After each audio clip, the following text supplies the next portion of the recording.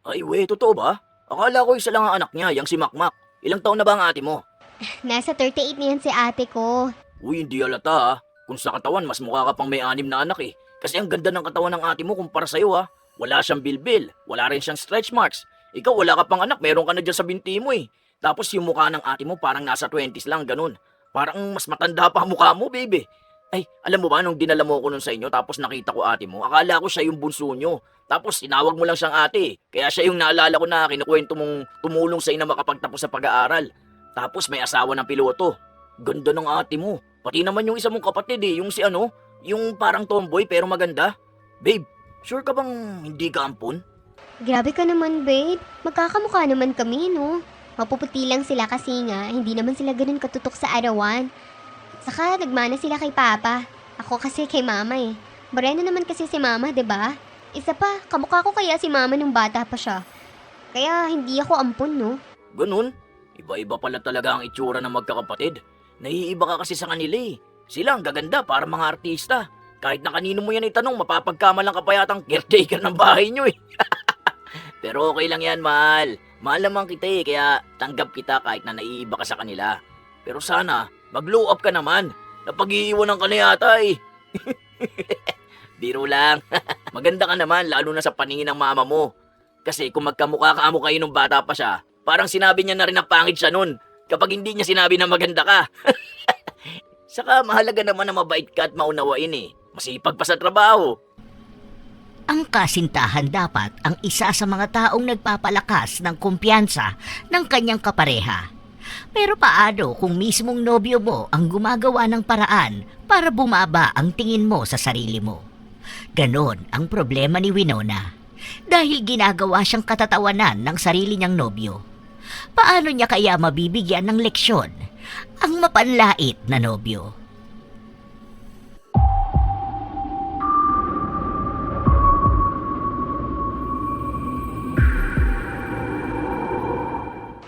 Babe, bili mo naman ako ng chocolate. Kanina pa ako nagkikrave eh. Sige na. Huwag na be. Chocolate naman ang kulay ng kilikili mo eh. Tsaka, huwag ka na magkakain ng ganyan. Kasi mukha ka ng balyena. Ang taba mo na kaya. Parang kapag sumama tayo sa swimming ng family namin, hindi na kailangan ng salbabida eh. Andiyan ka na, lulutang ka na nun. Ang taba mo kasi. Grabe ka naman. Hindi naman ako mataba, no? Saka, panay kasi ako kain. Kasi lagi ka naman nanlilibre ng pagkain eh. Hindi naman ako ganito kataba noon, no? Alam mo babe, kahit ang dami ko nang naging ex, hindi pa ako nagkaroon ng ex na ganyang kataba katulad mo. As in lagi silang sexy tapos ikaw ganyan. Ang bilis tumaba. Kaya hindi ka makapagsuot ng sexy. Buti na lang kahit na ganyang kakataba, mahal kita. Ang bait mo kasi. Totoo talaga na ang mga lalaki hindi tumitingin sa panlabas na anyo. Nasa mabuting kalooban. Over ka naman. Maganda pa rin naman ako ah. Sino nagsabi? Mama mo? Malamang kahit naman anong itsura mo, maganda ka sa mama mo eh. At saka, kaya ko naman magpapayat eh. Hindi ko lang ginagawa ngayon kasi nga masarap kumain. Saka, hindi naman talaga ako sobrang taba ah. 61 lang naman ang timbang ko. Sakto lang ang tangkad ko. Oh, hindi pa pala mataba yun? Yung ex ko nga 45 lang timbang nun, feeling niya taba na niya eh. Tapos nagpapapayat na yun. Gusto niya nasa 40 lang timbang niya. Kaya nabubuhat ko yun eh. Tapos yung size ng bewang nun 24 lang. Iba naman yun no. Anong height ba naman ng ex mo? Maliit lang yun eh. Kahit na, ikaw ano bang sukat ng bewang mo? Nung nagkakilala tayo, nasa 25 lang. O tapos ngayon nasa 33 na, di ba? Ang laki ng bilbil mo, oh. Hindi ka nga makapag-crop top eh. Mag-diet ka naman. Napatingin na lang si Winona sa kanyang sarili. Hindi naman niya nakikita ang mali sa salamin dahil maayos pa rin naman ang kanyang katawan. Maganda ang kalusugan niya at kapag nagsusuot siya ng damit, maayos naman din. Kahit ang mukha niya, hindi naman siya pangit. Medyo lumobo lang dahil nga sa nagdagdag siya ng timbang. 4 na buwan pa lang silang magkasintahan ni Miguel at nung unang 3 buwan nila, talagang inulan siya ng pagkain. Lahat ng gusto niya, ibinibigay. Bigla na lang itong nagbago at laging ginagawang biro ang kanyang itsura o ang pagdagdag ng kanyang timbang. Nung umuwi na si Miguel, ang nagpunta naman sa bahay ni Winona ay ang kanyang kaibigan na si Ashley. Bes, tara na tayo. May dala akong food. Ah, Magluluto tayo ng ramen. Dalian mo na. Ano ba yan? Bakit kasi nakabusangot ka dyan? Ayokong kumain, bes. Tatanggihan mo tong dala ko? Amuyin mo, ang bango, 'di ba? Ang sarap nito, tapos may partner pang mainit na ramen. Naka-fasting ako, bes eh. Magda-diet ako. Diet? Kailan mo pa naisip ang salita na yan? Ang pangit ko na kasi. Girl, nakikita mo bang sarili mo sa salamin? Tingnan mo nga, oh. Bes, napakaganda mo. Kahit pa lumaki ang pisngi mo, ang ganda mo pa rin, no? Tsaka, mas bagay sa'yo yung ganyan mong timbang. Healthy pa rin yung ganyan na timbang. Siguro, exercise lang para mag-fit at hindi mukhang mataba, di ba? Pero para sa akin, wala naman akong nakikitang mali dyan eh. Ano pa ba yung timbang ko na 88 kg, di ba? Ayoko rin naman ng ganyan sa katawan sa'yo, no? Bagay naman sa'yo yung ganyan kasi nga, mga bata pa lang tayo, iba na yung hubog ng katawan mo. Saka, sexy ka pa rin naman. May curve ang katawan mo. Ako kasi, ang pangit oh. Kaya nga, magpapapayat na lang ulit ako eh. Ganon? Ilan bang timbang ang balak mo? Mga 45 kilograms. 45 kg? Gusto mo maging malnourished? Sexy. Hindi yung sexy, no? Sobrang payat ng tingnan para sa'yo. Kahit hanggang 55 kg, okay na yan, no? Gusto ko rin ng 24 na bewang eh. Ano bang standard yung ginagaya mo, ha? May napanood ka na naman bang babae sa TikTok? May nakita kang influencer na kung anong nagsasabi sa'yo na ang standard ng mundo ay yung ganung bewang at timbang, ha? Hindi naman. Baka kasi iwan ako ni Miguel kapag ganito ako kataba. Bes, kahit na kasing sexy mo pa ang bang Miss Universe, kapag iniwan ka ng lalaki, iiwan ka nun, no? Wala yan sa itsura mo, wala sa timbang mo, wala sa sukat ng bewang mo. Basta, ang gawin mo ngayon, mag-enjoy ka. Huwag mong ikulong ang sarili mo sa idea na kapag maliit ang katawan mo mamahalin ka habang buhay ng lalaki mo. Dahil kung mahal ka niyan, kahit na ikaw pa ang pinakamatabang babae sa buong mundo, mamahalin ka niyan. Tandaan mo yan, ha? Hindi mo naman maaalis sa akin na mag-alala. Kasi lagi niyang sinasabi sa akin na ako lang yung naging jowa niya na ganito kataba. Mga ex niya raw ang papayat ng mga yun. Tapos yung last na ex niya, ilan lang yung sukat ng bewang. Tapos, lagi raw nagsusuot ng crop top. Ako hindi ako makapag-fitted na damit kasi naman, yung bilbil ko nangingibabaw. Baliw naman pala yung jowa mo Naku, wag ko lang marinig na sinasabi niya sa'yo yung ganyan, ha? Kasi lalabanan ko talaga siya. Akala mo naman makapag-demand siya ng sexy na babae, wala naman siyang abs. Ang liit niya pa, mas matangkad ka pa sa kanya, no? Ano bang pagmamalaki nun? Walang face card, walang height, hindi rin naman maganda ang katawan. Alam mo, ayoko lang nang nanlalait kasi iba-iba naman ang katawan ng tao. Nagkakatalo lang talaga sa mindset. Ang lakas naman ng loob niyang sabihan kang hindi ka maganda o hindi ka sexy. The audacity. Uy, bait naman yun, no? Saka, pogi naman siya. Ang dami niyang nagsasabi sa akin na ang pogi ng jowa ko Diyos mio, pogi na yun sa kanila? Ang sakit mo naman magsalita. Kapag laitan talaga, ako ang pambato ng pamilya ko. Kaya wag kong maririnig na nilalait ka nun. Iiyak talaga sa akin yun kapag ni-real talk ko siya. Kaya ayaw ni Winona na sinasama ang nobyo niya kapag kasama niya ang kanyang kaibigan. Dahil alam niyang kahit nakaharap ang isang tao, kapag gustong sabihin ni Ashley ang nasa utak niya, talagang sasabihin niya. Ilang araw pa ang lumipas, hindi kinakaya ni Winona ang pagbabawas ng timbang. Minsan pa nga isang beses sa isang araw na lang siya kung kumain, kaya nagkasakit siya. Mabilis siyang manghina, hindi rin gumagana ang utak niya, kaya lagi siyang nagkakamali sa trabaho. Ang sabi niya, basta tubig-tubig lang papayat na siya. Kaya nung nagkita sila ng kanyang nobyo, nag-ayos talaga siya. Isasama kasi siya nito na makipagkita sa mga kaibigan ni Miguel. Yun ang unang beses na ipakikilala siya. Guys, si Winona, jowa ko. Hello guys. Nice to meet you all.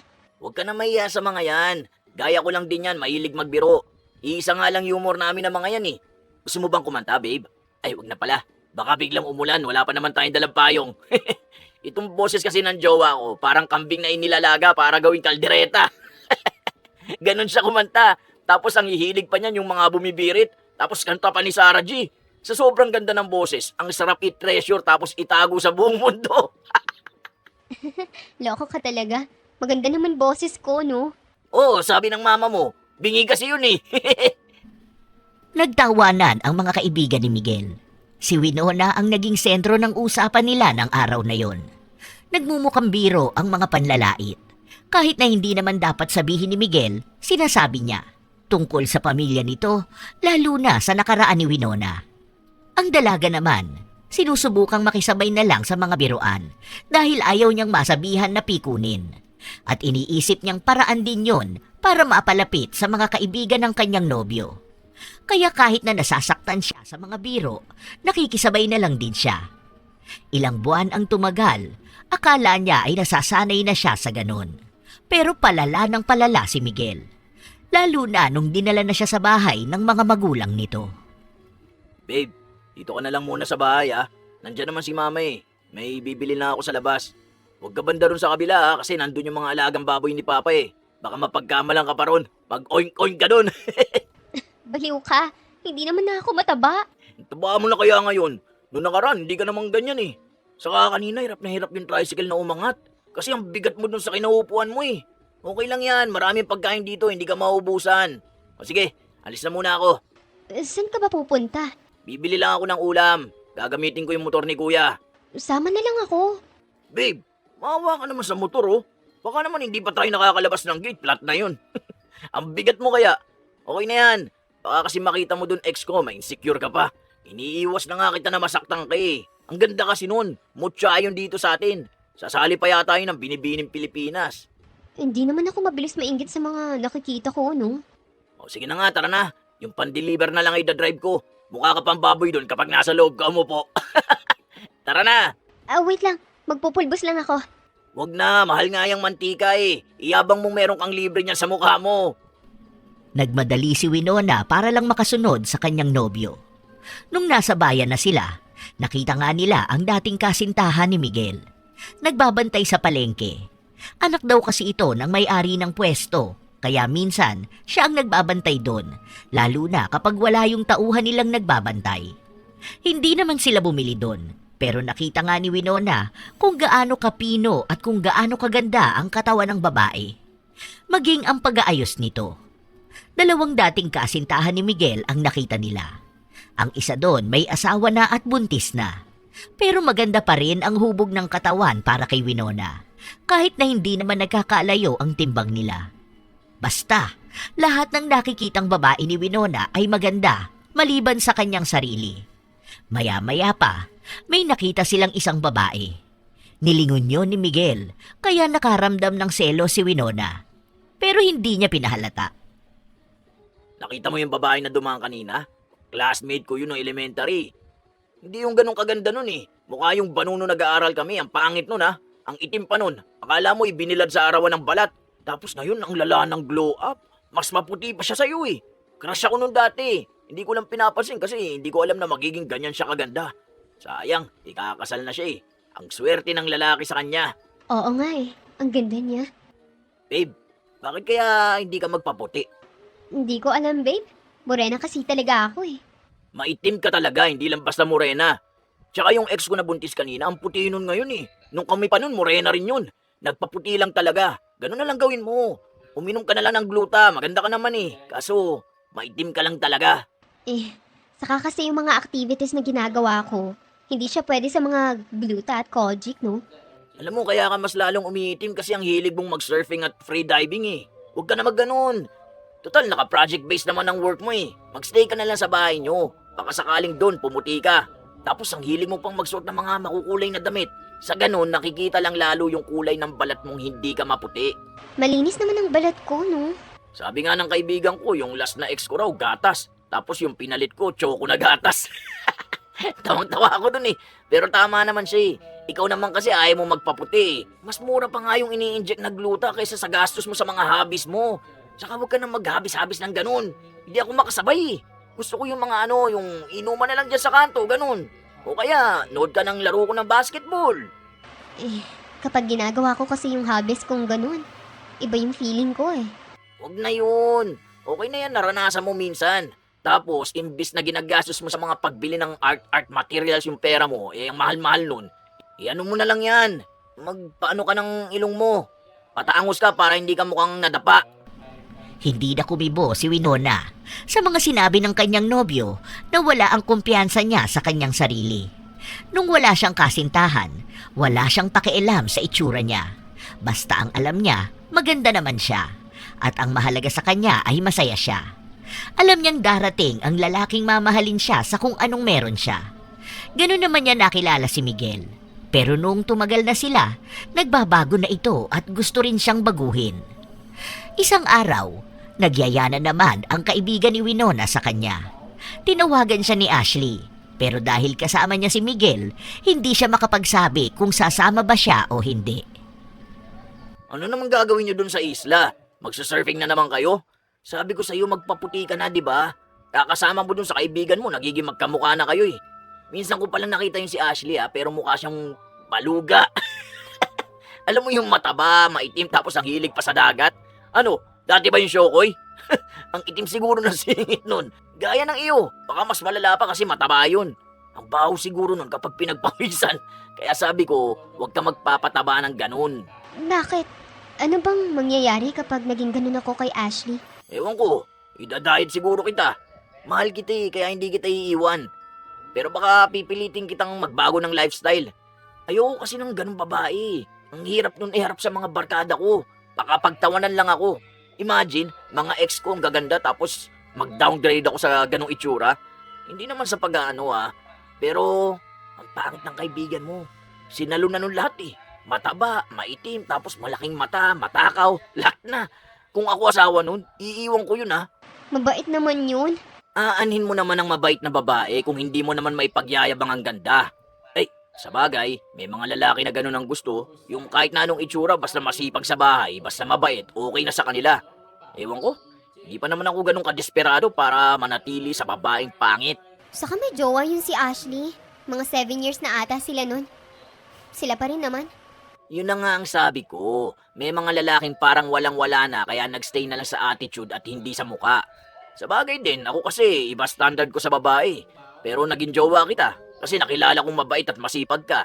Kasi kung sa physical na itsura lang, hindi kita bet nun Kasi ang bet ko mga mapuputi, tapos chinita, tapos yung maliit lang. Ikaw nakilala ko ugali mo, yun ang nagustuhan ko kaya niligawan kita. One of a kind ka naman kasi talaga. Ano bang nagustuhan mo sa akin? Marami naman yung pagiging pasensyosa mo, hindi ka selosa, tapos hindi ka topakin. Kaso matakaw lang. Pero okay na yun. Bihira lang sa babae yung ganyan ng ugali katulad mo. Pero hindi mo naman ako iiwan kahit hindi ako maganda, di ba? Basta huwag ka lang magiging ganong kalala sa kaibigan mo Huwag ka na magpaitim palalo. Tama na yan, balat mo ngayon tapos magpaputi ka na. Simula nun, tumatanggi na si Winona na lumabas kasama ang kaibigan niya. Kahit pa sino rin sa pamilya niya ang magyaya sa kanya, ayaw na niyang lumabas ng bahay, lalo na kung ang gagawin nila ay direktang tatama ang balat nila sa araw. Minsan pa, nagyaya ang pamilya niyang sumama sila sa dagat. At pumayag naman si Miguel. Pero, Naglagay ka na ba ng sunscreen mo? Huwag ka na muna sa dagat kasi baka umitim ka na naman Pumupusyaw na nga yung balat mo Oo, kanina pa nga Nakailang apply na rin ako. Cream at yung spray. Mamaya na lang tayo maligo kapag kapag hapon na ganun. Mag-picture tayo din mamaya Magbibikini ako. Babe, wag na, baka biglang kumulimlim pa niyan, makita na maitim ang kilikili at singit mo. Hindi naman maitim Pantay naman sa kulay ko. Wala naman akong uneven skin, no? Mukha lang siyang maitim kasi nga morena ang kulay ko. Magtaka ka kung morena ako tapos ang puti ng singit at kilikili ko, di ba? Kahit na. Tsaka, mahiya ka sa ibang tao dyan Hindi lang naman pamilya mo yung nasa beach Mag-short ka na lang at t-shirt kung gusto mo. Bakit? Nasa dagat naman tayo. Malamang okay lang yan na magbikini, no? Yung mga kapatid ko nga, Yung ate ko, ayan. May 3 niyang anak, nakabikini naman siya. 3 na anak niyang ate mo? Oo, ayan si Makmak, yung bunso niya. 4 years old. Tapos yung panganay niya, si Colette. Ay, totoo ba? Akala ko isa lang ang anak niyan, si Makmak. Ilang taon na ba ang ate mo? Nasa 38 niyan si ate ko. Hindi halata Kung sa katawan, mas mukha ka pang may 6 na anak Kasi ang ganda ng katawan ng ate mo kumpara sa'yo Wala siyang bilbil, wala rin siyang stretch marks. Ikaw wala ka pang anak, meron ka na dyan sa binti mo eh. Tapos yung mukha ng ate mo parang nasa 20s lang, ganun. Parang mas matanda pa mukha mo, baby. Ay, alam mo ba nung dinala mo ko sa inyo tapos nakita ko ate mo? Akala ko siya yung bunso nyo. Tapos tinawag mo lang siyang ate. Kaya siya yung naalala ko na kinikwento mong tumulong sa'yo na makapagtapos sa pag-aaral. Tapos may asawa na piloto. Ganda ng ate mo. Pati naman yung isa mong kapatid. Yung si ano, yung parang tomboy, pero maganda. Babe, sure ka bang hindi ka ampon? Grabe ka naman, babe. Magkakamukha naman kami, no? Mapuputi lang sila kasi nga hindi naman sila ganun tutok sa arawan. Saka nagmana sila kay Papa. Ako kasi kay Mama. Morena kasi si Mama, 'di ba? Isa pa, kamukha ko kaya si Mama nung bata pa siya. Kaya hindi ako ampun, no? Ganun? Iba-iba pala talaga ang itsura ng magkakapatid. Naiiba ka kasi sa kanila eh. Sila ang gaganda para mga artista. Kahit na kanino mo yan itanong, mapagkakamalang ka pa yatang caretaker ng bahay nyo. Pero okay lang yan. Mahal naman kita eh, kaya tanggap kita kahit na naiiba ka sa kanila. Pero sana, mag-glow up ka naman. Napag-iwanan ka na yata eh. Biro lang. Maganda ka naman lalo na kung sa paningin ng mama mo. Kasi kung magkamukha ka mo kayo nung bata pa siya, eh parang sinabi na rin niyang pangit siya nun kapag hindi niya sinabi na maganda ka. Tsaka, mahalaga naman mabait ka at maunawain eh. Masipag pa sa trabaho. Nasaktan si Winona kahit na nakikitawa siya sa sinabi ng kanyang nobyo. Pero nawala na siya ng gana sa sarili niya.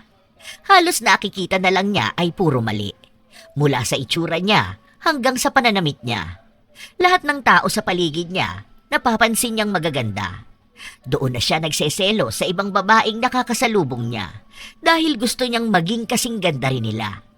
Dagdag pa na kapag nakatingin siya sa salamin, iniisip niya kung sino ba ang nakikita niya. Dahil ayaw niya sa mukha niya.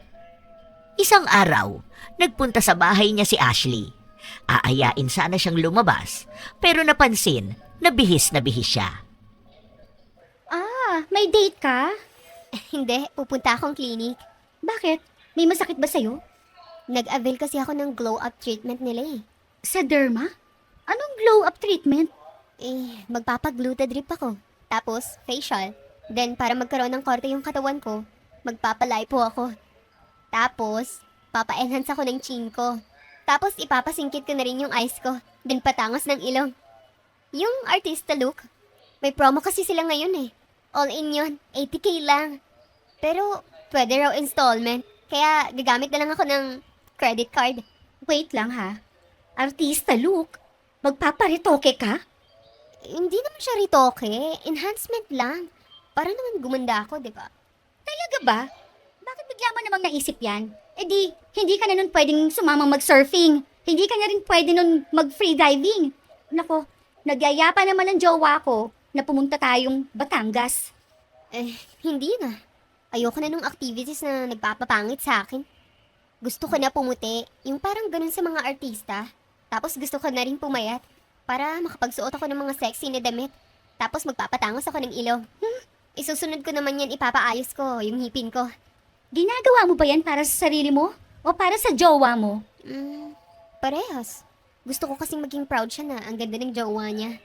Saka, proud din ako sa sarili ko na maganda ako. Alam mo, kung ginagawa mo yung enhancement na yan para sabayan ang standard ng jowa mo, huwag mong gawin yan, okay? Magsisisi ka lang talaga. Hindi ko naman sinabi na huwag kang magpa-enhance. Kasi kung yan yung way para maging confident ka, 'di ba? Pero bilang pagpapasaya sa sarili mo ha, hindi para ma-please ang ibang tao na dapat maganda ka palagi. Kasi kung ganun lang din, magsasayang ka ng pera mo. Hindi ka pa magiging masaya. Wala naman akong problema kung gusto mong magpailong o kung ano yung drip-drip na yan. Pero sana naman, gawin mo yun para sa'yo. Oo naman, para naman talaga sa akin yun. Kasi matagal ko na rin namang gustong pumuti eh. Hindi naman kita mapipigilan dyan eh. Pagandahin mo ang sarili mo, pero wag mong kalimutan na kahit ngayon maganda ka na. Huwag kang ma-pressure doon sa binabatong standard ng jowa mo. Basta. Gusto ko lang talaga. Kaya hindi na ako makakasama sa mga trip mo sa buhay. Lalo na kung makakaitim yun sa balat ko. Sige, okay lang. Kasama ko naman sa trip ang jowa ko eh. Kaya talagang hindi ako nagjowa ng lalaki na hindi tanggap yung trip ko sa buhay eh. Okay naman kung hindi niya ginagawa yung ginagawa ko. Huwag niya lang akong pipigilang gawin yung nagpapasaya sa akin. Huwag niya akong ipipressure na baguhin ang anyo ko para lang gumanda ako sa paningin niya, no? Hindi naman ganyan si Miguel. Sabi mo eh. Hindi nga nagpaawat si Winona. Nagpaayos siya ng kanyang ilong at sa unang linggo ay namamaga ito. Mabuti na lang, sa bahay siya nagtatrabaho kaya hindi siya nakikita ng iba. Lagi rin siyang pinupuntahan ng kanyang nobyo. Ang kulit na mukha mo, babe. Mukha kang avatar na ginulpi ni Pacquiao. Ganito lang talaga to. Namamaga talaga to ngayon. Tapos, kapag gumaling naman to, matangos na yung ilong ko. Ang ganda na niyang ilong mo ah. Panay ka na niyan side view. Ang ganda nga naman talaga ng girlfriend ko ah. Nice one. Thank you, babe. Yung kulay na lang talaga ng balat mo, babe. Oo, malapit na rin akong pumuti niyan. Yan ang gusto ko sa'yo eh. Talagang pinupush mo ang sarili mo na maging better person. Kapag ibang tao kasi yan, magagalit sila eh. Eh, ano naman sabi nung bano mong kaibigan? Wala naman. Kasi, hindi rin naman niya pera yung ginagastos ko. Wala sila ngayon dahil sa Batangas kasi nag-free diving sila. Mga 1 week ata silang nasa bakasyon. Ewan ko lang kung balak din nilang umakyat ng bundok. Dalawa lang silang magjowa magkasama? Wala naman yung mahahatak eh. Hindi naman na ako sumasama sa kanila eh. Kaya pareha silang mukhang nog-nog, no? Bagay silang dalawa eh. Ayaw naman kasi magsipagbago. Okay na yun. Silang dalawa na lang yung ganun kasi iba naman tayo sa kanila eh. Iba na lang yung maging trip mo sa buhay. Yung ganito, yung hindi nakakapangit. Saka, hindi rin talaga ako pwede mag-aagala ngayon. Di ba aalis tayo? Oo, kasama mga kaibigan ko tapos mga jowa nila. Magugulat mga yun kasi makikita nila mukha ng artista ang jowa ko. Maiinggit talaga mga yun. Sige, maghahanda na rin ako ng OOTD ko. Halos mga 2 buwan na hindi lumabas si Winona ng bahay nila para lang makumpleto na maging maayos ang mga pinagawa niya. Naging maganda naman ang resulta. Nakikita niya ang sarili niya sa salamin at alam niyang ibang-iba na siya. At noong nakita siya ng kaibigan niya, yun din ang sinabi sa kanya. Uy, girl. Ang ganda mo na lalo, ha? Di ba? Kaya nga ang saya ko eh. Nakikita mo yung mukha ko? Ganito talaga yung gusto ko noon pa. Kailangan mong i-maintain yung ganyan, no? Ang mahal pa naman kapag ganyan. Oo, pero malaki naman ang sahod ko kaya kayang-kaya ko to. Aalis nga kami. Mag-iimpake na ako mamaya. Oh, saan kayo pupunta? Nagyayaya yung tropa ni Miguel. Gagala kami. Hindi ko pa alam kung saan pero baka sa Baguio. Naghahanda na lang ako ng OOTD ko eh. Sige, good luck. Bagay naman yan kahit anong suotin mo. Magaling ka naman magdala ng damit, no? Hindi ko pa nga alam kung anong susuotin ko eh. Baka mamaya pangit maging OOTD ko. Baka mamaya ako lang yung pangit doon. Kasama pa naman mga jowa ng kaibigan ni Miguel. Ayoko naman na pareho kaming mapahiya, di ba? Baka isipin nila ang baduy ko. Gusto ko sana yung medyo sexy at revealing. Kaso hindi pa rin ako sanay hanggang ngayon eh. Hoy, hindi ka kaya kumbulsyonin nun? Ang lamig dun ngayon. Dito nga sa atin malamig na eh, dun pa kaya?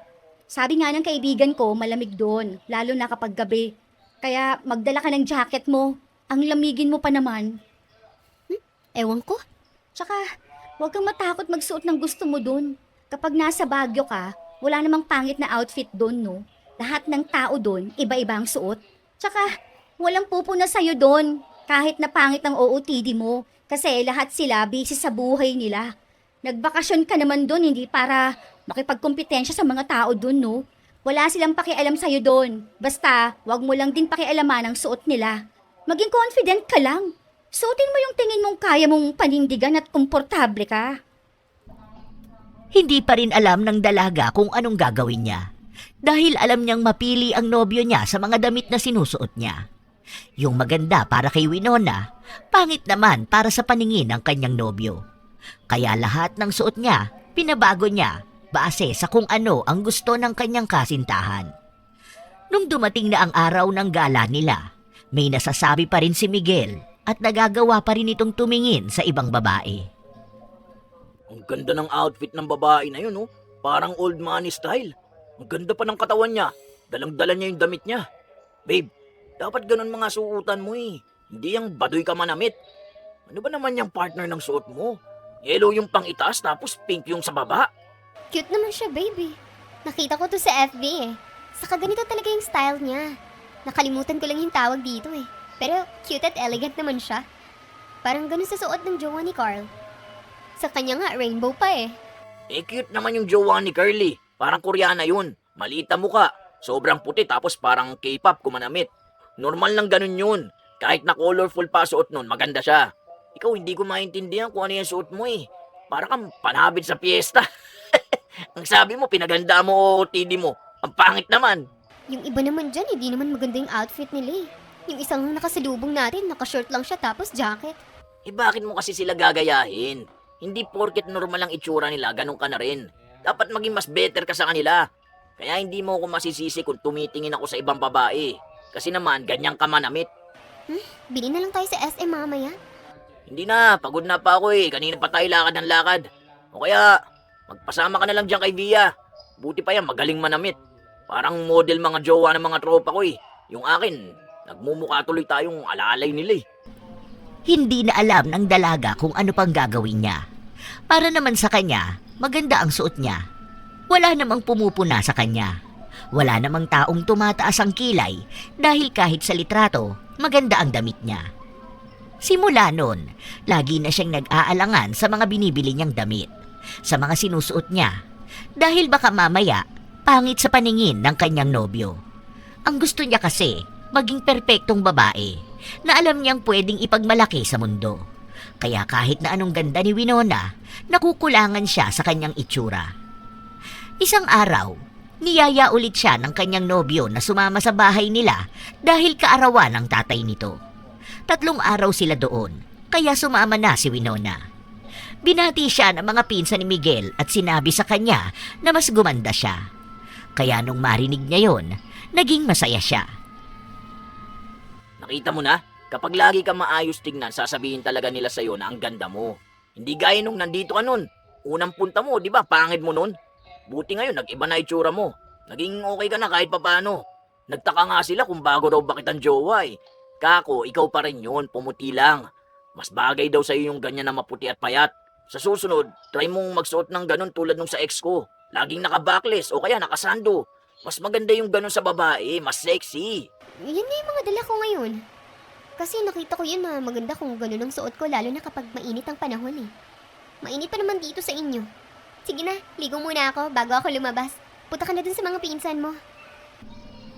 Nagpatuloy na nagbabago si Winona. Kung siya ang tatanungin, hindi na niya kilala ang sarili niya. Nagkaroon naman na siya ng nobyo. 2 beses na. Una nung mga bata pa sila, kaya walang problema sa itsura niya. At itong huli, bago si Miguel. Wala rin yung pinabago sa kanya. Walang pinuna sa itsura niya. Sadyang hindi lang sila nagkatuluyan dahil nagpunta ng ibang bansa ang lalaki at pareho nilang ayaw ng malayo sa karelasyon nila. Tanging si Miguel lang ang nagpabago ng tingin niya sa kanyang sarili. Isang hapon, nag-iinuman na naman sina Miguel at ang mga pinsan niya nung naghahanap sila ng pambukas ng alak. Babe, buksan mo nga to gamit ng ngipin mo. Pwede na kasing pambukas ng tansan niyang ngipin mo eh. Parang ngipin ng pirana. Paano ba yung binubuksan? Wag na, baka mabungi ka pa. Yung panga mo nga, pag ano na oh, kakaibang itsura na. Paano pag natanggalan ka pa ng ngipin yan? Paayos mo na dapat yung ngipin mo, babe. Kapag nagkikis tayo, nakakatakot, baka bigla mo kong ngat-ngatin eh. Oo nga pala, mga insan, nung nagkakilala kami nito ni Winona, nasa bar kami nun eh. Tapos nagulat ako nung umiti siya kasi kakaibang ngipin niya eh. Pero maayos pa naman. Natatawa lang ako kapag nakikita ko. Nakaschedule naman ako sa may dentist ko. Hindi pa lang masisimulan kasi nagbabakasyon tayo. Pero baka next week to. Paayos mo na talaga yan. Hindi maganda kapag nakangiti ka eh. Akala mo yung sa pelikulang Wrong Turn? Hanap na lang ko ng pambukas ng alak nyo. Hindi na, ito na lang si Max. Kaya niya na yan. Maya-maya pa ay napag-usapan na naman nila ang dating kasintahan ni Miguel. Sasaling araw ito sa patimpalak ng pagandahan. Ilalaban daw ang bayan nila. Sa mismong harapan pa talaga ni Winona ginawa yon, na para bang hindi siya nasasaktan o hindi siya nakakaramdam ng selos sa ibang babae. Lalo na nung nagsalita na si Miguel. Ang ganda naman kasi noon mga tol. Kung hindi lang tatay noon ang problema, kami pa sana hanggang ngayon eh. Saka iba rin kasi ang pangarap noon eh. Siya nga yung greatest love ko sa totoo lang. Akala ko nung naghiwalay kami noon, mamamatay na talaga ako sa sobrang lungkot. Sobrang ganda kasi noon kahit bagong gising yun. Kahit hindi pa yun naliligo. Kahit na wala pa siyang gawin sa sarili niya. Kaya nga ako ang magiging #1 fan niya pag sumali siya sa Binibining Pilipinas. Ang talino pa noon, sobra. Oo babe, talagang sobrang talino noon. Ikaw kasi hindi ganun kataas yung grades mo nung nag-aaral ka, di ba? Siya hindi lang maganda, matalino pa. Kaya ayaw ng tatay nun sa akin eh. Kasi gusto nila mapangasawa ng anak nila yung taga-ibang bansa. Pero kung ako ang papipiliin, talagang gusto ko siya. Pero ganun talaga. Nakilala ko tong si Winona eh. Mabait naman, tapos maalaga. Kaya pwede na rin. Ganun naman talaga ang mga lalaki kapag nagkakaedad na. Mas pinipili yung kayang mag-alaga. Sana, pinaglaban mo na lang yung ex mo noon. Ay hindi na. Ayoko nga na ako ang laging nakikipaglaban eh. Ang mahalaga dun, minahal namin ang isa't isa. Baka sa susunod na buhay na lang kami para sa isa't isa. Ang ganda nga talaga nun eh. Tapos sobrang confident pa siya. Mainggit ka talaga dun ha. Pero okay lang yan. Ganun talaga eh. May mas maganda talaga kaysa sayo. Hayaan mo na yun. Maganda ka naman na ngayon eh. Huwag mo lang pabayaan ang sarili mo. Huwag ka na lang ulit magpapataba ha. Tapos, huwag kang magpapaitim. Parang may kung anong mabigat sa dibdib ni Winona. Gusto niyang umiyak, pero hindi niya alam kung tama nga bang umiyak siya. Lalo na at nagkukwentuhan lang naman ang nakaraan. Ang iniisip na lang niya, tapos na ang relasyon ng dalawa at siya na ang pinipili ni Miguel. Kaya anong kinatatakot niya? Siguro naman daw ay nakikita ng kanyang nobyo ang pagbabago niya.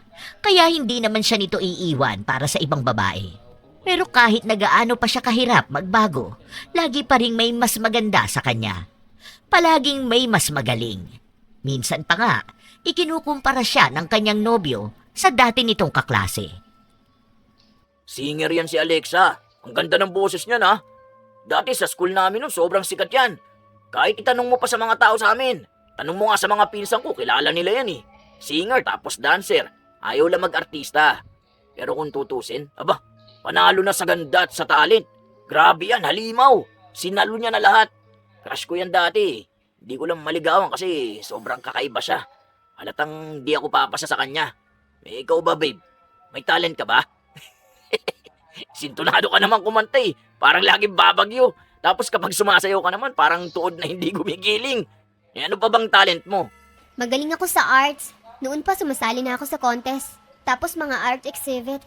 Hindi ko na lang yun nagagawa ngayon. Arts? Ang pangit nga ng drawing mo eh. Natatawa ako dun sa isa mong painting. Yung parang babae na hindi ko alam kung tao ba. Abstract painting yun, babe. Ganun talagang itsura nun, no? Hindi naman yung talent kung naggagawa ka lang ng kung ano-anong painting. Basta pinagsama mo lang yung mga kulay eh. Kahit ako, kaya ko yun eh. Kahit yung baliw dun sa kanto namin, kaya mag-painting ng ganun eh. Bakit kasi wala kang talent? Yung kakilala kong galing nung mag-painting ha. Mismong itsura talaga ng tao ang pinipaint niya.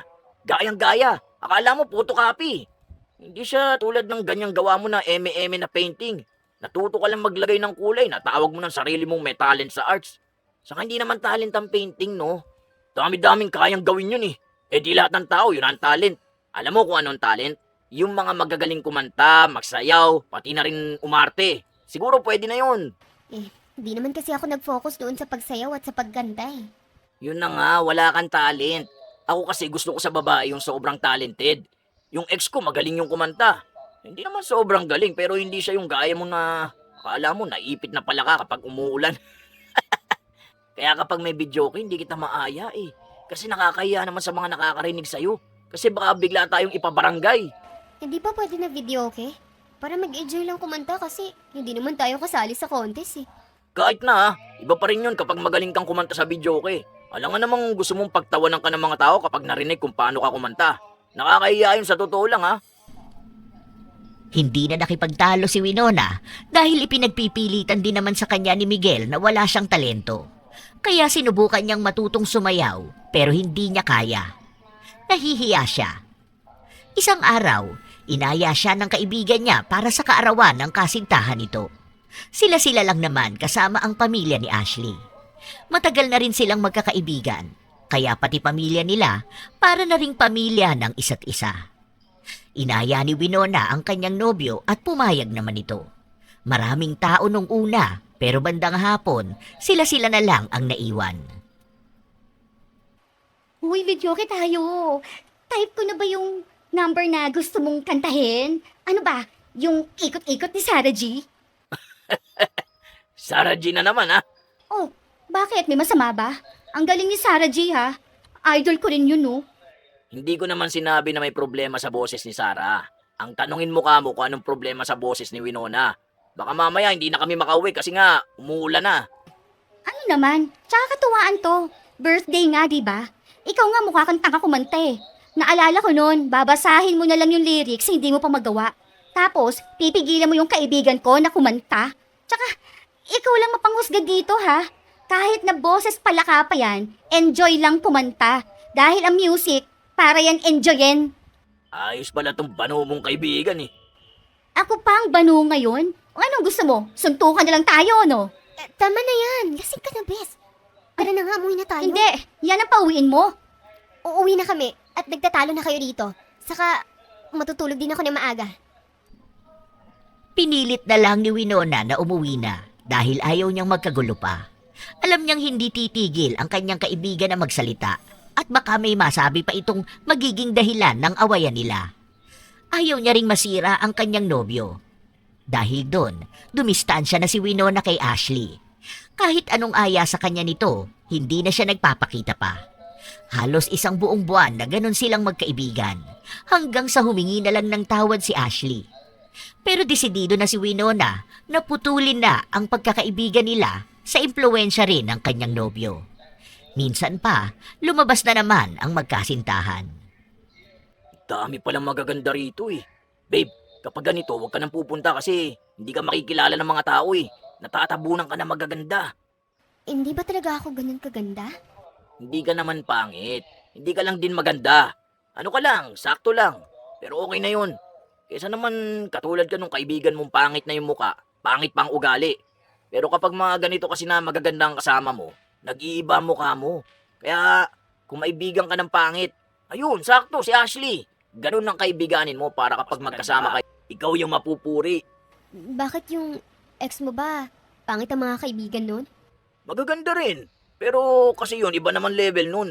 Maganda talaga siya kahit kanino mo itapat. Diba? Dapat ako yung mas maganda sa paningin mo. Bakit yung ibang mga jowa, kapag tinanong sila ng mga GF nila, ang sasabihin nila sila ang pinakamaganda?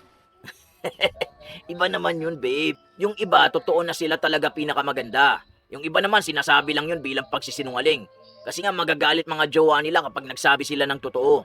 Pero ako, hindi ako sinungaling. Sasabihin ko talaga kung hindi ka ganun kaganda. Basta alam ko lang gumanda ka naman kahit papano. Hindi lang sobrang ganda. Magpaparetoke ba ako? Huwag na, siguro okay na yung ganyan. Tanggapin mo na lang na hindi ka kasing ganda ng mga type ko sa babae. Ang mahalaga naman yan, mabuti kang tao eh. Ganun talaga, hindi pwedeng nasa iyo na lahat. Mas lalong hindi na makatingin si Winona sa kanyang sarili. Kasi kahit na anong gawin niya, parang lagi na lang may kulang. Kapag nakakakita siya ng ibang babae na magaganda, parang iniisip niya na lagi na lang siyang nakikipagkumpetensya. Kapag naman may nakikita siyang hindi kagandahan na babae, iniisip niya kung paano sila itrato ng kanilang mga nobyo. Nakakakilala din siya ng mga babaeng kahit na wala silang gawin, mahal na mahal sila ng mga nobyo nila. Nung nagkaayos sila ni Ashley, doon na mas nakitang may kakaiba na ring pagbabago sa ugali niya. O ano, sasama ka ba sa amin? Basta ikaw lang ha. Pupunta kaming Manila. Mag-ano kami, yung ano bang tawag dun sa mall? Basta, yung parang larong pambata yun pero para sa mga matatanda. Yung may mga tatalon ka sa may mga foam na ginupit-gupit. Nakalimutan ko kasing tawag dun, ano ba yan? Nasa dulo na ng dila ko eh. Basta, ganun. Bakit naman tayo maglalaro dun kung pambata yun? Oh, bakit? Pang matandang version nga yun. Para sa mga tao na gustong ihil ang inner child nila. Mamaya papakita ko. Wait lang. Huwag nang ganun. Hindi naman yun masaya eh. Masaya yun, ano ka ba? Basta kami ng jowa ko, gusto namin yung ganun. Hindi ka ba nahihiya? Nahihiya. Hoy, magbabayad naman kami doon, no? Tsaka, ginawa yung ganung activities para sa mga gurang na. Hindi ba? Ganyan na nasa labas tayo tapos, ayan, Anong ayan? Bakit ba hindi mo ako direktahin, ha? yung ganyan ang suot mo. Parang pambahay lang. Tapos ang ingay mong magsalita. Hindi ka pa nahihiya na paano kung tignan ka ng mga tao tapos sabihin nila na hindi ka maganda. Ano naman pakialam ko sa kanila, hoy? Isa pa, hindi naman ako sasali ng beauty pageant para laging maging maganda, no? Ang mahalaga sa akin, masaya ako. Bakit ako makikipagkumpetensya sa ibang babae? Sa ibang tao? Tingnan mo ha. Una sa lahat, may pamilya ako na kahit na anong itsura ko, anong kulay ng balat ko, mahal ako. Pangalawa, may jowa ako na mahal ako kahit na mukha akong alien. May jowa akong tanggap ako at tanggap namin ang isa't isa. May jowa akong sinasabi sa akin na ang ganda ko kahit na may muta pa ako sa mga mata ko at 3 araw na akong hindi nagsusuklay. At ito pa ha, bakit ako mahihiya sa kanila kung mahal ko ang sarili ko? Masaya ako sa sarili ko. Alam mo kung anong mas nakakahiya? Yung pinipilit mong magbago para maging katanggap-tanggap ka sa mata ng mga taong may mas malalang insecurities sa'yo. Lahat ng tao may kulang sa sarili nila. Nasa kanila na lang yun kung paano nila tatanggapin, no? Kung nagbabago sila ng anyo, di go! Kung maitim na nagpapaputi, di go! Kung pango, nagpailong, go lang din, di ba? Buhay nila yun eh. Sarili nila yun. At huwag nilang gagawin na i-down ng ibang tao para lang ma-feel good lang sila sa sarili nila. Dahil kahit na anong gawin nila, laging may taong mas lamang sa kanila. May tao na laging mas maganda sa kanila. May mas magaling, pero hindi ibig sabihin nakakahiya na sila dahil lang doon. Kasi, tingnan mo ko. Ang ayos kong manamit. Ang ayos kong magsalita. O di okay, masaya ako na yan ka. Ang tanong, masaya ka ba na yan ka? O napipilitan ka lang maging masaya kasi yan yung hanap ng jowa mo? At talaga bang nakuha mo ang atensyon niya dahil dyan? Tandaan mo, Bes, hindi ganyan ang nagmamahal. Sabi ko nga sa'yo, kahit na sa pinakapangit na bersyon ng sarili mo, kapag mahal ka ng isang tao, ikaw pa rin ang pinakamaganda sa kanya. Pero kahit na ikaw ang pinakamagandang bersyon ng sarili mo, hindi yan pahahalagahan ng isang taong naghahangad pa ng sobra. Hindi perpekto ang tao. Kailangan nating tanggapin yon sa sarili natin. Huwag kang hibang dyan na patunayan palagi ang sarili mo. Dahil kung tanggap ka ni Miguel, tanggap ka niya. Hindi mo na kailangang ipagpalit ang tunay mong saya sa papuri na pinipilit mong makuha mula sa kanya. Hindi na nakapagsalita pa si Winona. Hindi niya alam kung anong iisipin niya. Mahal na mahal niya si Miguel at kahit na anong gusto nito, handa niyang baguhin. Basta siya lang ang piliin. Pero kahit na ibuhos na niya ang lahat, wala pa rin. Nawawala na siya ng sariling pagkakakilanlan. Hindi na siya ang Winona na kilala niya. Siya na ang Winona na pinipilit tanggapin ni Miguel at ng mga kaibigan nito. Doon niya rin unti-unting nakikita na hindi siya mananalo sa kompetisyon na hindi naman sinalihan. Halos 1 buwan silang hindi nagkitang magkasintahan dahil naging abala si Miguel sa tinatapos niyang proyekto. Kaya unti-unting bumalik si Winona sa mga gusto niyang gawin. Kumain siya ng mga pagkain na gusto niya. Nagpinta siya, sumali sa kung saan-saan. Naggala kahit sa arawan. Dahil sa tagal ng panahon na pinapatunayan niya ang sarili niya, nakalimutan na niyang maging masaya. Kaya nung nagkita silang dalawa ng kanyang nobyo, Taba mo na naman. Tapos bakit may mga guhit na itim dyan? Ano yan? Naligo ka ba sa dagat? Huwag mo sabihing sumama ka na naman dun sa bano mong kaibigan. Pumapangit ka na naman. Okay na nga yung maputi ka at payat eh. Parehas na kayo nagmumukhang pano. Sabi ko huwag ka magsasama dun kapag mga ganyan eh, di ba? Namiss ko lang kasi yung ganong activities. Kaso nga nakakapangit yun. Hindi mo pa iwanan yung ganun. Nagsasayang ka ng pera sa bagay na nagpapapangit sa'yo. Memories din kasi yun. Saka, self-discovery. Kaya ang ganda ng ex ko eh. Kasi hindi ganyan mga gusto niya sa buhay. Ayoko rin ng ganyan. Baka pumangit ako. Tigilan mo na yan ha. Bumabalik pagka morena mo. Ang pangit pa naman ng ganung balat. Kakaiba. Parang dugyutin.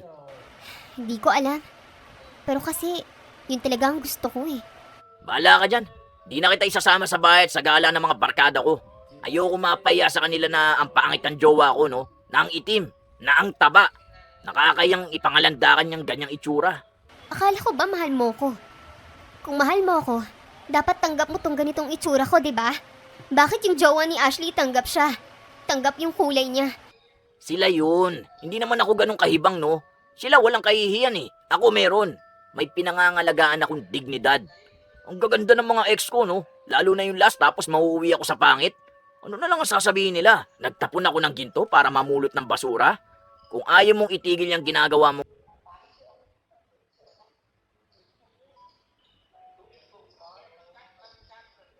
ganyan, itigil na lang natin tong relasyon natin ganito. Nasasaktan si Winona dahil sinusubukan niya lang naman ng nobyo. Dagdag pa na lagi na lang bukang bibig nito ang magaganda niyang dating kasintahan. Kaya nung gabing yun, iyak ng iyak ang dalaga. Kaya agad niyang tinawagan ang kanyang kaibigan para puntahan siya. Bakit? Pangit ba ako? Sinabi ko na sa'yo walang taong pangit. Hindi yan sa kulay ng balat o sa timbang. Tanggapin mo ang sarili mo. Yun ang susi dyan. Ang kapal talaga ng mukha ng sigbin na yun, no? Pinatulan lang siya ng mga magaganda eh. Akala niya naman standard na siya. Ayoko naman maghiwalay kami. Ano bang nagustuhan mo sa lalaking yun? Sa lahat ng naging jowa mo, siya ang pinakapandak at pinakapangit, no? Dapat sinabi mo rin sa kanya na yung isa mong ex, yung last na nasa ibang bansa ngayon, sobrang pogi nun. Matangkad, may abs, mayaman, matalino, hardworking. Tapos yung si Miguel, humihinga lang yan, Kung makapaghangad siyang maging maganda jowa niya. Kapag pinakilala mo, mukha namang kargador. Ay hindi, pogi yung kargador eh. At yung nagde-deliver ng tubig dito sa atin, huwag natin ikumpara doon. Kasi mas lamang pa yung mga yun sa kanya eh. Ano lang siya, normal na tao, dalulu, ganon.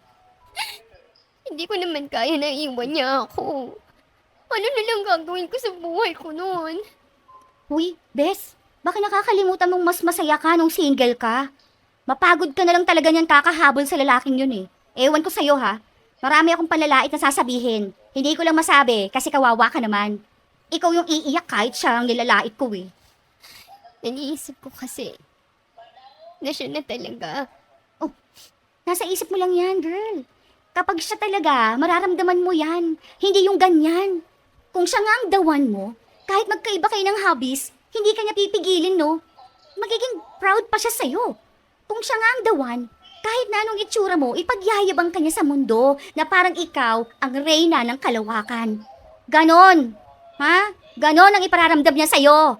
Kung siya ang dawan, hindi niya gagawing katatawanan at ipo-point out ang insecurities mo, lalo na sa harap ng maraming tao. Dahil hahayaan kayang tanggapin yon at mahalin. Ganon ang pagmamahal. Palibasa, ang dami niyang insecurities eh. Kasama na doon yung pagiging pandak niya, no? Okay na sana maging pandak eh. Kaso lang, ganun kasi ang ugali niya. Hindi ko dinadamay lahat ng pandak na lalaki ha. Kasi may matitino naman dyan eh. Basta, siya lang nilalait ko. Sabi ko sa'yo eh. Huwag mong bababaan ang standard mo eh. Diyan nakakakuha ng lakas sa loob yung sigbin na yun eh. Hindi pa rin makapagdesisyon ang dalaga dahil hindi niya alam kung anong gagawin niya. Kung paano nga ba niya babaguhin si Miguel dahil ito na talaga ang lalaking gusto niyang makasama habang buhay. Hanggang sa isang araw, nung nagkita sila, nagulat siya na ang daming malalaking tigyawat sa mukha ni Miguel. Sakto naman na nakita rin yon ni Ashley. Kaya siya na ang gumanti para sa kaibigan niya. Grabe namang mukha yan. Kahit pader hindi yan gustong dampian, no? Kadiri naman yung malalaking tigyawat na may nana. Parang kang ano dyan. Wag na nga. Natatawa na ako eh. May nakakatawa ba ha? Kesa naman mukhang bano gaya ng jowa mo. Hoy, para sabihin ko sa'yo, pogi ang jowa ko, no? Walang-wala ka doon. Hindi ka naman kapugian. At hindi ka rin kaputian. Yun, kahit magbabad sa initan, tapos isang linggo lang babalik na ang puti nun. Ikaw, takot na takot sa araw. Yun, matangkad yun. Kahit magsuot ako ng sandals, aba naman, mas matangkad pa rin siya sa akin. Ikaw, kapag kayo ni Winona magkasama, hindi man lang siya makapag-high heels. Dahil parang ikaw ang mas kailangan mag-high heels. Tapos yun, makinis ang balat at mukha no, no? O ikaw, tingnan mo nga yung binti mo, ang daming peklat. Swerte yan kapag New Year, ang daming polka dots. Ikaw huwag kang umustang perfect ha. Marami pa akong pwedeng idagdag. Tsaka yung noo mo, no?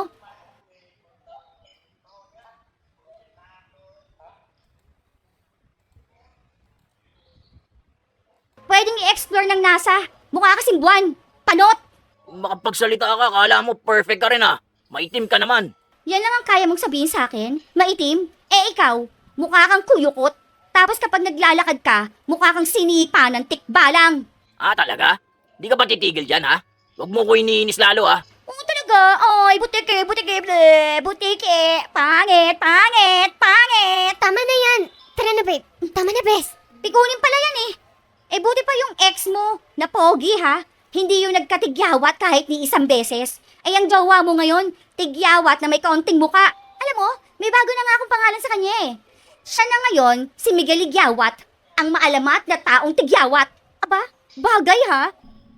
Hindi makabuelta si Miguel dahil kapag may sasabihin siyang panlalait, mas lalo naman siyang babalikan ni Ashley. Sinasabi lahat ng bagay na ayaw niyang napapansin ng ibang tao. Ibinabalik sa kanya ng mas malala kung ano ang sinasabi niya. Kaya pikon na pikon siya. Habang si Winona, wala namang ibang ginawa. Kaya inis na inis din siya sa kanyang nobya. Alam mo na nga yung ginagawa ng kaibigan mo, nananahimik ka pa ron. Eh, ano bang gusto mong gawin ko? Eh sana nilait mo rin siya. Wala akong malalait doon. Sana nilait mo siya kung anong alam mo. Kasama na kayo ng mga bata pa kayo eh. Alam nga namang wala siya nakakaya na ginawa. Wala ba siyang sikreto ha? Sana yun ang ginamit mo para panlait sa kanya. Wala naman siyang malala na secret eh. Saka kung meron man, hindi ko yung gagamitin laban sa kanya bilang panlalait. Saka kahit nalaitin mo yung itsura niya, wala na yun sa kanya. Kasi mismong siya, pinagtatawanan niya ang sarili niya, pero tanggap niya. Kaya hindi mo siya mapipikon. Kahit nasabihan mo yun ng bano, maitim, o kahit ano pang tawagin mo siya na kung ano-ano, kilala ko yun. Saka mas masakit ang ibabalik niya sa'yo kapag nagkataon. Nakakainis ka naman. Alam mo na nga nilalait na yung boyfriend mo, hindi mo pa magawang ipagtanggol. Hindi dapat ganoon. Kapag nagiging katatawanan na ako sa harapan ng iba, ipagtanggol mo ko. Pero ako, ginawa mo akong katatawanan noon sa harapan ng mga kaibigan mo, di ba? Lalo na kapag nagkikita-kita tayo. Yung mga secret ko na alam mo na ginawa mong biro sa harapan nila. Nakakahiya yun. Pero nakikitawa ka. Iba naman kasi yun eh. Okay lang naman sa'yo yun eh. Sino namang nagsabi sa'yo na okay lang yun? Biro lang naman yun. Sana, alam mo rin kung paano ako ipagtatanggol, di ba? Hindi yung ikaw ang nagsisimula para pagtawanan ako. Lalo na, nung nagkukwento ka dun sa mga kaibigan mo na dapat para lang sa ating dalawa. Yung sinabi mo na gusto mo ng lights off. Kasi ayaw mo makita yung maitim kong singit. Ayaw mo makita yung bilbil ko. Tapos nagtawanan kayo noon. Oo, tumawa ako noon. Ibig sabihin lang noon, joke lang. Pero ang sabi nila, jokes are half meant. Hindi mo yan gagawing biro kung hindi mo yan nakikita bilang totoo.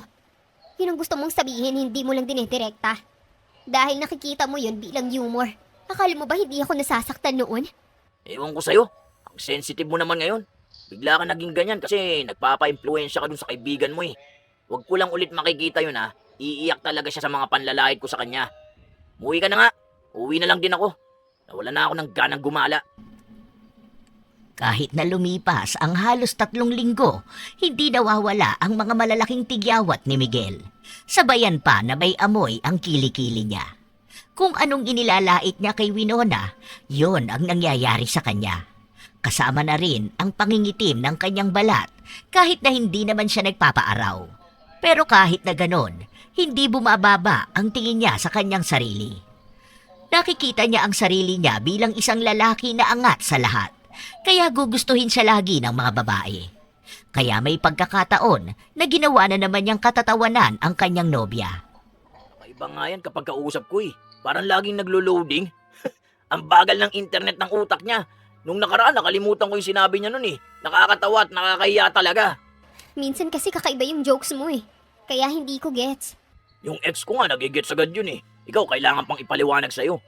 Tapos halatang hindi ka mahilig sa internet, kaya hindi mo alam yung mga joke doon.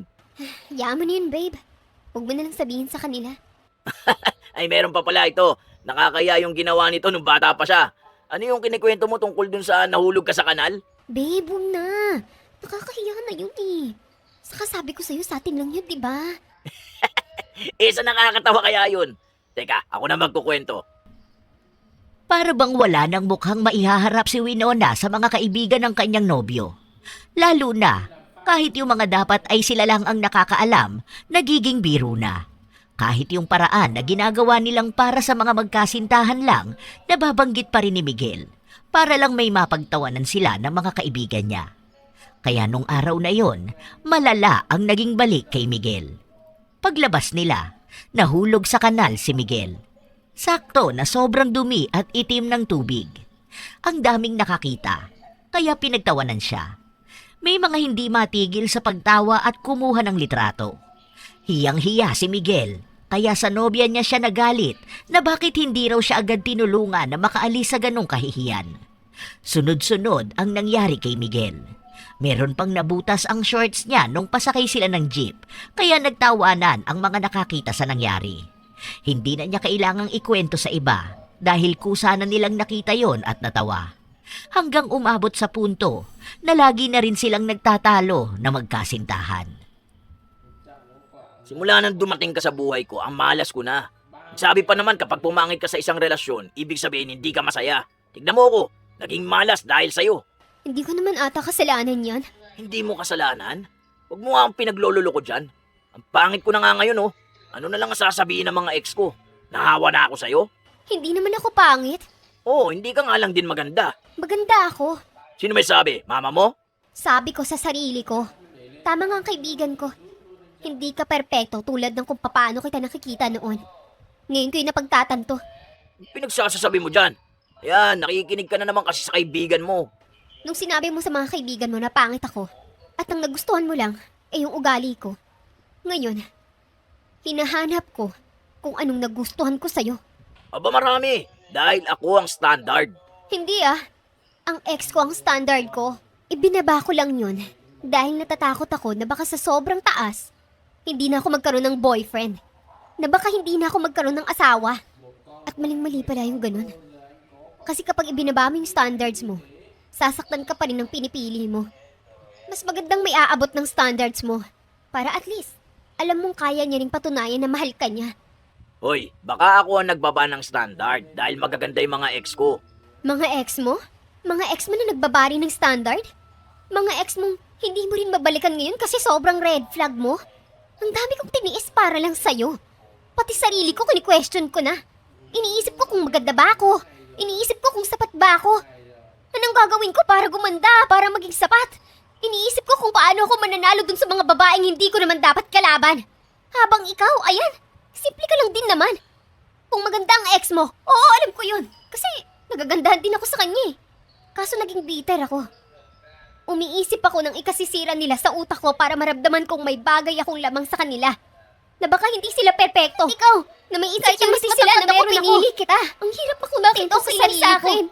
Kasi iniisip hindi ka naman pogi. Binago ko ang itsura ko kasi akala ko nga ang pangit ko. Kita. Pero bakit ikaw tinanggap kita? Ikaw tinanggap ko kahit na yung pinakapangit na bagay na meron sa'yo.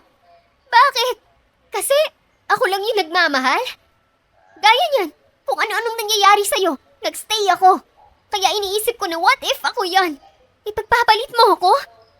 Kasi ako kahit ganyan ka, mahal kita. Huwag mo na nga akong dramahan. Tsaka, huwag mo isisi sa akin na ganyan ang nararamdaman mo ha. Yung ex ko nga. Yung ex ko nga, hindi sa akin pinaparamdam yung ganito. Yung ex ko nga, ang daming babae pang nagkakagusto sa kanya eh. Pero hindi niya pinaramdam sa akin na kalaban ko yung mga yun. Yung ex ko nga, pinaramdam sa akin maganda ako eh. Yung ex ko nga, pinakita niyang dapat kong tanggapin ang sarili ko.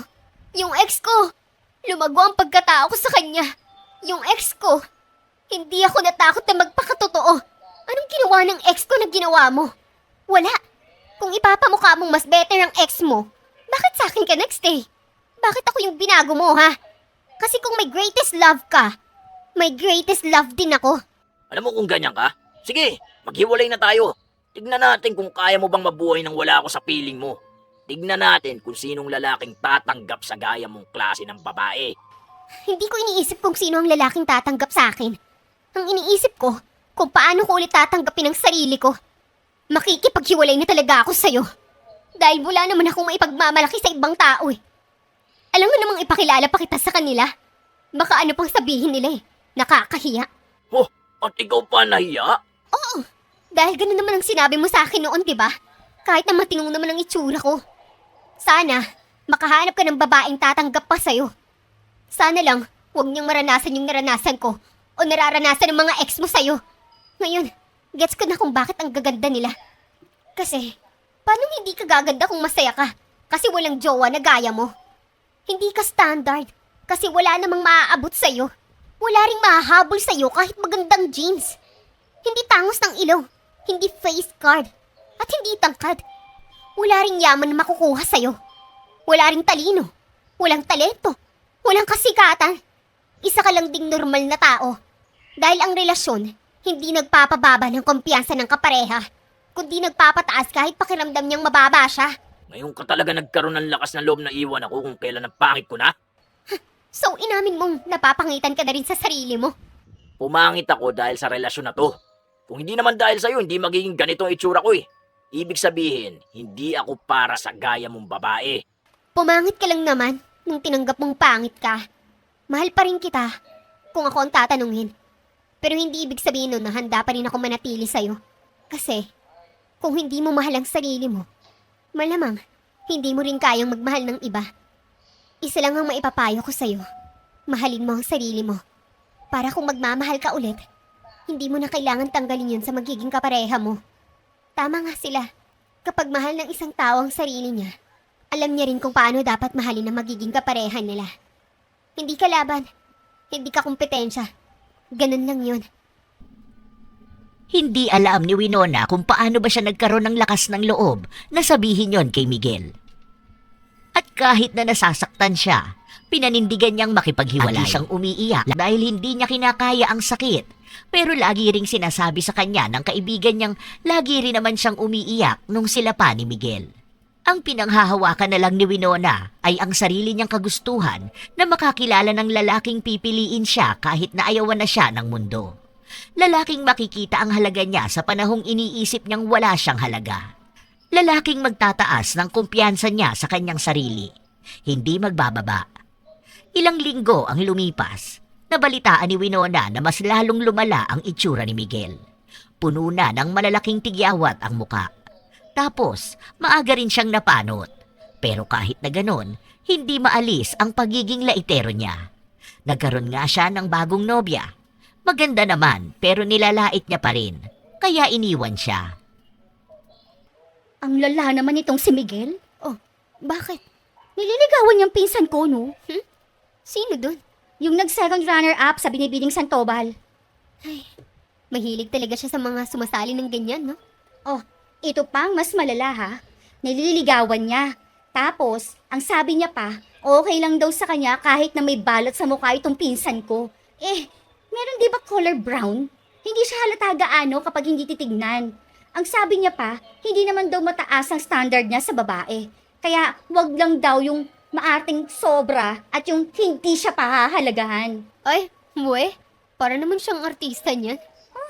Buti nga kung kamukha niya si Piolo Pascual eh. Kaso ang pangit nga niya. Bakit kaya naging ganyan ang itsura niya?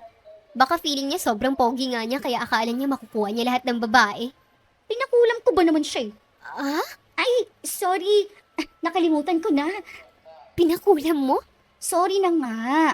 Hindi ko naman nakalain na ganun lalala, no? Sabi ko lang naman, ibalik sa kanya mga panlalait na ginagawa niya sa mga ex or jowa niya. O ayun, malala lang bumalik kasi malala siya kung manlait. Uy, loko ka talaga. Kawawa naman yung tao. Uy, naaawa ka dun. Wala nga rin yung konsensya. Kahit na. Kawawa pa rin siya kasi pinakulam mo. Wala sang choice kung maging pangit na lang, no? May choice siya, no? Siguro naman, mawawala na yung kulam na kapangitan niya kung magbabago ang ugali niya. Kaso hindi naman siya nagbabago, di ba? Ano bang ginagawa niya? Abay, mas lalo pa nga lumala. Hay, ang masaklap niyan, sana nga lang sa ugali na lang siya babawi. Kaso, ang pangit din. Uy, baka naman balikan ka. Ay, Ikaw? no. Hindi ako babalikan ng kulam. Kasi, ginawan ko na ng paraan. Pangit ako, pero matalino naman ako, no? Safe na ako. Huwag mo nilang pansinin. Hayaan mo na siya sa buhay niya. Mapanlait siyang lalaki. Di, siya na lang ang laitin ng lahat ngayon. Hindi naman makumbinsi ni Winona ang kaibigan niyang ipatanggal ang kulam dahil ayaw ni Ashley. Kaya hinayaan na lang din niya. Halos ilang buwan ang lumipas kahit na paano nakakalimutan na ni Winona ang sakit. Hindi na siya apektado kahit pabanggitin si Miguel at kung anong ginagawa nito para magkaroon ng ibang babae. Ang gaganda ng mga nililigawan niya at ang taas ng tingin niya sa sarili niyang magugustuhan siya ng mga ito kahit na nilalait na niya, kahit nililigawan niya pa. Dinadaan niya lang sa pagbibiro. Mabuti na lang walang pumapatol sa kanya. Isang araw, habang nasa mall si Winona, nakita niya ang dating kasintahan. Naghiwalay lang tayo, lalo kang umitim. Ang pangit mo na, tumaba ka pa. Hindi ako maitim. Ibahin mo ang mga morena. Saka, kaya ganito ang kulay ko. Kasi masaya akong ginagawa ko ang gusto ko kahit na nasa arawan ako. Hindi rin ako pangit, no? Baka nakakalimutan mo ang itsura mo. Ayan, lingon ka sa kabila. May salamin dyan. Anong ginagawa mo rito? Mall to, no? Baka nakakalimutan mo. Alam ko na. Bibili ka na naman ng gamit para lang may magamit ka sa basura mong painting-painting. Wala naman natutuwa dun eh. Ang pangit din, kagaya mo. Alam mo kung bakit puro pangit ang nakikita mo sa paligid mo at lumalabas sa bibig mo? Salamin niya ng pagkatao mo. Ibig sabihin, pangit ka at alam mo yun. Hindi sa muka, kundi pangit pati sa kaisipan. Okay na sana yung itsura eh. Kasi wala namang pangit na tao. Pero may pangit na kaisipan at may pangit na ugali. Lahat yun sinalo mo. Lahat yun inako mo. Kaya yun ang mas nakakaawa. Talaga ba? Kaya naman pala hindi ka makahanap ng jowa pagtapos ko. Nung naghiwalay tayo, may mga naging jowa akong magaganda eh. Hindi ako nakikipagkompetensya sa ibang babae. Naaawa ko sa kanila at natutuwa kasi nagawa ka nilang iwan. Hayaan mo, kapag ikinasal ako, iimbitahan kita para makita mo kung gaano kagwapo ang magiging asawa ko. Hindi lang sa muka, kundi sa ugali, sa career, sa lahat-lahat.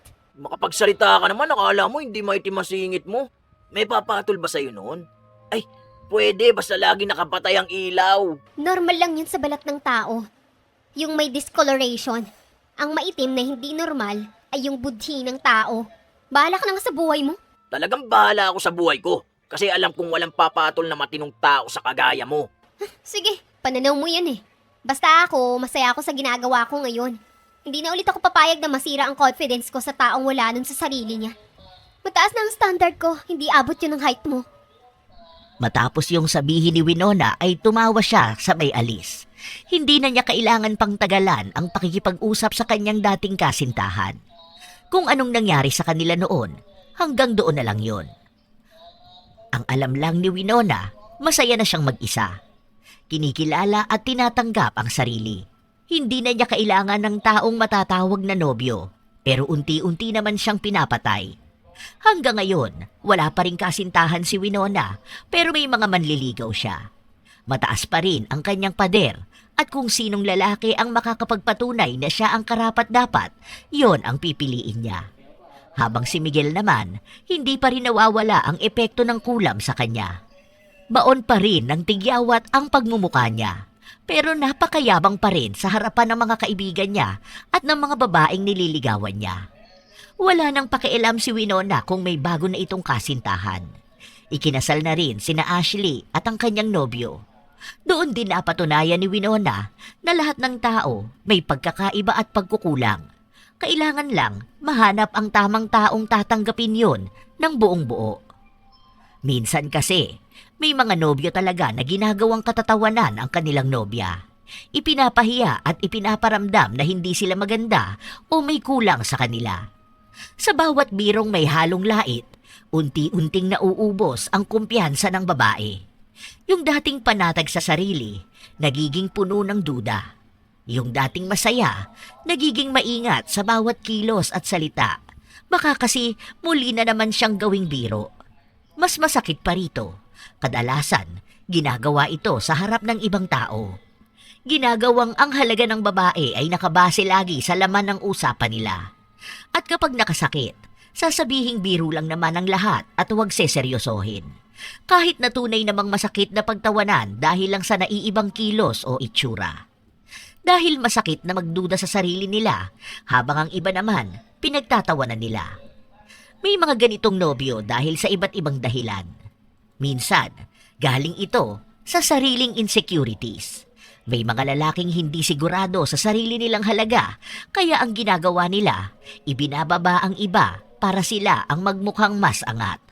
May iba naman na lumaki sa kapaligiran ganito ang nakasanayan, kung saan ang panlalait ay ginagawang biro at ang respeto ay hindi nabibigyan ng halaga. At may mga pagkakataon din na sinasadya nila ito para kontrolin ang kanilang kapareha.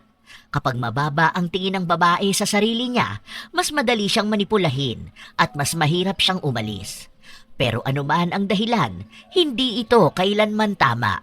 Ang pagmamahal ay hindi dapat nakakasakit, lalo na kung paulit-ulit. Hindi dapat ipinaparamdam ng isang nobyo na kulang ang kanyang nobya. Sa halip, siya dapat ang unang nagbibigay ng seguridad, respeto at lakas ng loob.